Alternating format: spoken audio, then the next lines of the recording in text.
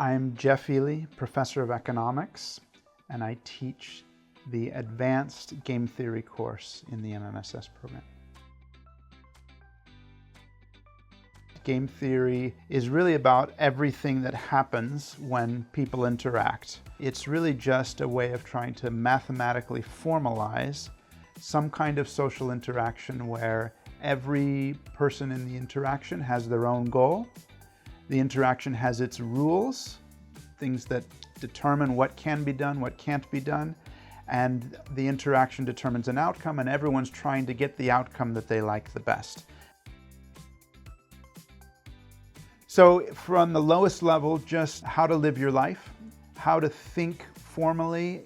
and carefully about the strategic situations you find yourself in everyday life,